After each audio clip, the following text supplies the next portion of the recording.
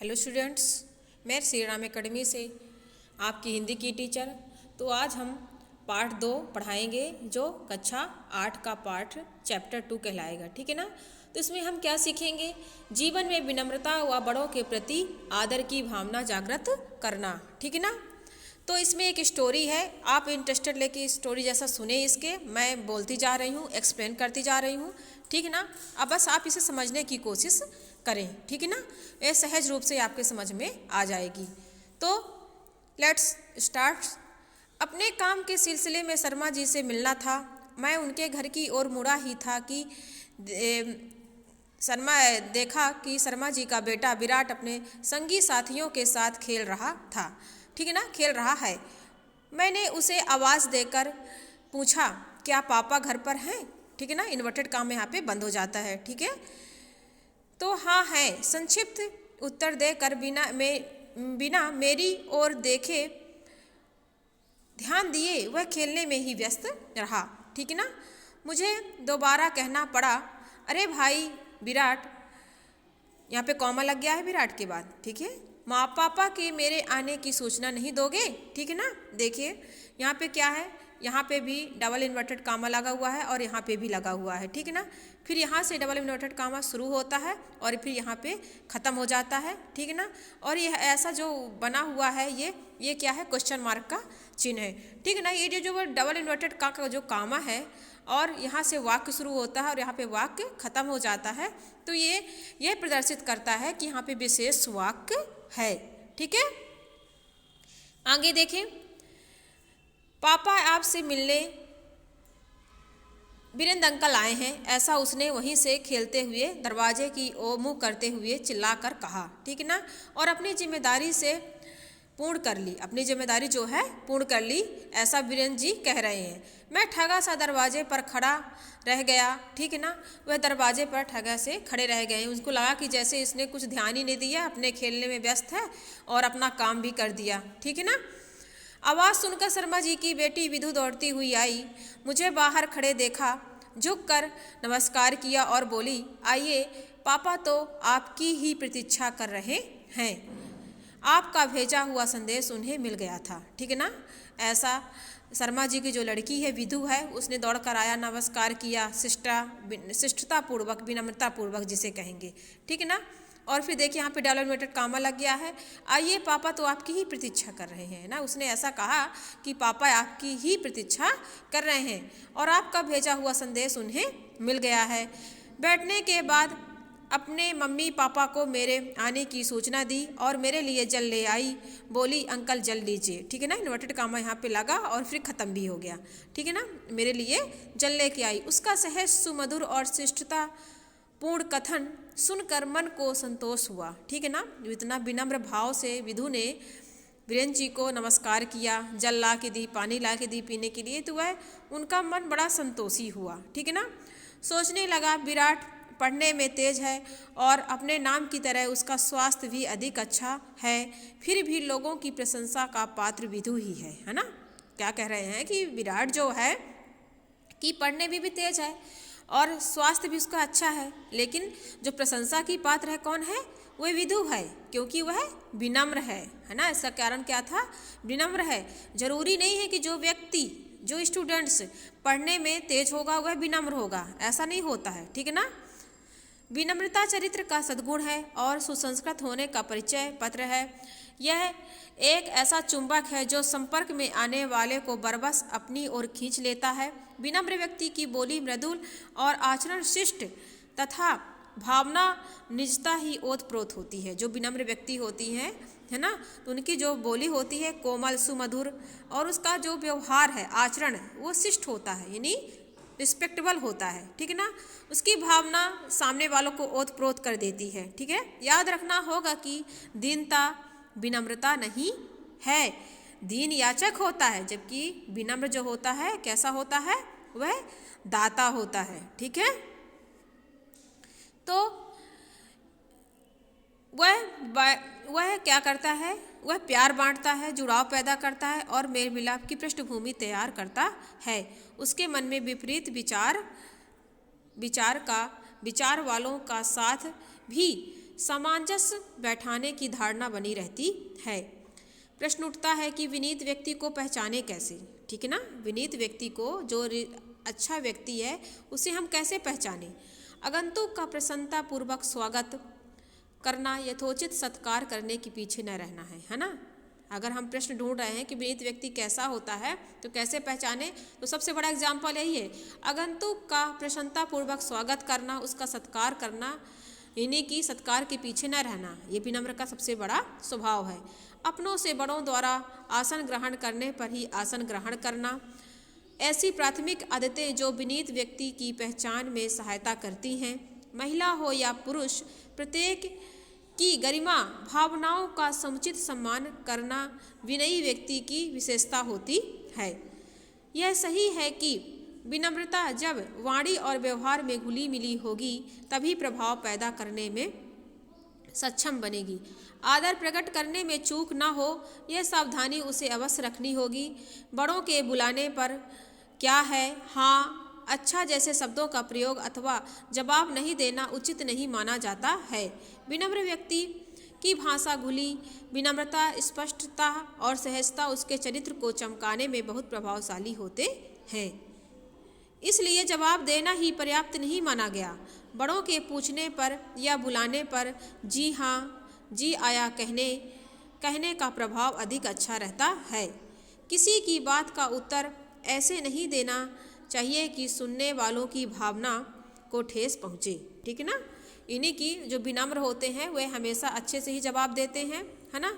उन्हें हम सरलतापूर्वक ही पहचान सकते हैं, ठीक है ना, क्योंकि विदु इसका स्पष्ट उदाहरण हमारे सामने है। विनम्रता केवल बड़ों के प्रति ही नहीं, बराबर वालों के प्रति क्षमादर और अपने छोटों के प्रति स्नेह के रूप में प्रकट करती है, ठीक है ना। बड़ों के प्रति आदर और अपने समान बराबरी वालों व्यक्तियों के साथ स्नेह पूर्वक और छोटों के प्रति भी स्नेह प्रकट करती है। व्यक्तित्व को आकर्षक बनाने के लिए इसकी महत्वपूर्ण भूमिका रही है। यदि हमारे लिए कोई कष्ट उठाकर कुछ काम करता है तो उसके प्रति अपनी कृतज्ञता, ठीक है ना, उसके प्रति हम अपनी कृतज्ञता अवश्य प्रकट करना चाहिए। यदि बस रेल में यदि कोई व्यक्ति अपनी जगह से हमें बैठने के लिए देता है तो उसे धन्यवाद देना कभी न भूलें। ऐसा करते समय लगना चाहिए कि हम उसे हृदय से धन्यवाद दे रहे हैं, केवल औपचारिकता का निर्वाह नहीं है, यानी कि फॉर्मेलिटी अदा नहीं कर रहे हैं, है ना, औपचारिकता, ठीक है। यदि कभी यह अनुभव हो कि जिसके प्रति हम विनीत हैं वह हमारी उपेक्षा कर रहा है अथवा हमारी विनम्रता को हमारी कमजोरी समझ रहा है, तो अपने स्वाभिमान की रक्षा करते हुए उसकी चेष्टा के प्रति सजग रहें, है ना। अगर कोई सोच रहा है कि जो हमारी विनम्रता है, हम रिस्पेक्टेड हैं, तो उसका वो फ़ायदा उठा रहा है, तो उससे सजग रहें, ठीक है ना। तब यह भी विचार करें कि अपने व्यवहार के दम्भ तो नहीं है, आपके व्यवहार में घमंड तो नहीं दिख रहा है। यदि हम दूसरे से विनम्र व्यवहार की अपेक्षा करते हैं तो हमसे वे भी ऐसे अपेक्षा क्यों ना करें, है ना। अगर हम चाहते हैं कि सामने वाला हमारी रिस्पेक्ट करे, अच्छे से बात करे, तो हम भी उनके प्रति ऐसा ही व्यवहार उन्हें दें। ऐसे में हमें दूसरों के दुर्गुणों को देखकर स्वयं अपने सद्गुणों को ही ना छोड़ बैठे, ठीक है ना। विनम्रता सफलता की गारंटी भी है ना। विनम्रता जो है, यहाँ से देखिए, विनम्रता सफलता की गारंटी भी है। विनम्र कारोबारी का व्यवसाय हमेशा फलता फूलता है। देखिए अंडरलाइन किया गया है कि जो विनम्र व्यक्ति है ना, तो क्या होता है, उसका व्यवसाय जो होता है, उसका जो भी काम करता है, ठीक है ना, वह खूब फलता फूलता है, यानी खूब सक्सेसफुल उसमें उसको मिलती है। विनम्रता समस्या समाधान की कुंजी भी है। जिस समाधान के आवेश में भरा व्यक्ति नहीं ढूंढ पाता उसे विनम्र सहज ही तलाश लेता है, ठीक है ना। अगर व्यक्ति आवेश में है, गुस्सा में है, क्रोध में है, तो क्या करता है, वो किसी समस्या का समाधान नहीं ढूंढ पाता। और व्यक्ति यदि विनम्र है, शांत है, तो वह सहज रूप से उसका समाधान निकाल लेता है, ठीक है ना। उदाहरण के लिए नदियों में कितना भी पानी समुद्र में क्यों ना आ जाए, लेकिन समुद्र में बाढ़ आते देखी है कभी? ऐसा कभी नहीं होता कि समुद्र में बाढ़ आ जाए। नदियों में बाढ़ आती है और नदियों का पानी जाके समुद्र में मिल जाता है। तो नदियाँ पानी के साथ साथ जीव जंतु, पत्थर और अनेक भारी और मजबूत चीज़ें भी बहाकर ले आती हैं, पर समुद्र अपनी सीमा में रहकर भी उन सबको अपने में समा लेता है। यह सागर का विनम्र अनुशासन है। ये सागर का जो है कैसा है, विनम्र अनुशासन, यानी कि जो समुद्र होता है तो वह अपने अंदर सारी चीज़ों को समाहित कर लेता है। नदियों का पानी, जीव जंतु, उसके साथ आए हुए पेड़ पौधे, सारी चीज़ों को अंदर समाहित कर लेता है। यह सागर का अपना विनम्र अनुशासन ही है। क्या है? विनम्र अनुशासन ही है। और पानी तो पानी है ना, पानी, और पानी, पानी तो जीवन है। पानी क्या है? जीवन है। पानी से ही सब कुछ संभव है। समस्त प्रकृति जल से ही पोषित और पल्लवित होती है। तृण और लताएं, नन्हे पौधे से लेकर बड़े बड़े वृक्षों तक, लेकिन पानी की वेगवती नदी के रूप में तटबंधों के तोड़कर बाढ़ का रूप ले लेती है और बाढ़ का रूप धारण कर लेती है। तब उनके सामने जो पेड़ बन जाते हैं वह बह जाते हैं, ठीक है, झुक जाते हैं, वे पुनः खड़े हो और पल्लवित हो जाते हैं। विनम्रता जीवंतता की पोषक है। यह तो अहंकार विनाश का ही है ना। जो विनम्रता होती है किसकी पोषक होती है? किसकी पोषक होती है? जीवात्मता की, है ना। तो विनम्रता जीवात्मता की पोषक है, अहंकार विनाश का, ठीक है ना।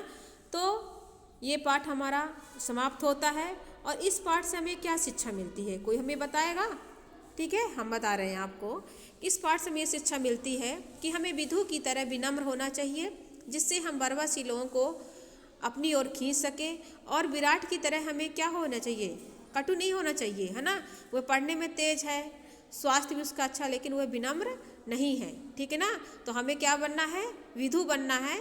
इस पाठ का इस उदाहरण से हमें समझ में आता है हमें समुद्र बनना है, ना कि हमें नदी बनना है, ठीक है ना। तो हम हर समस्या का समाधान खुद ही ढूंढ लेंगे। आया समझ में? अब इसके बाद हम एक्सरसाइज देखेंगे। देखिए एक्सरसाइज देखिए।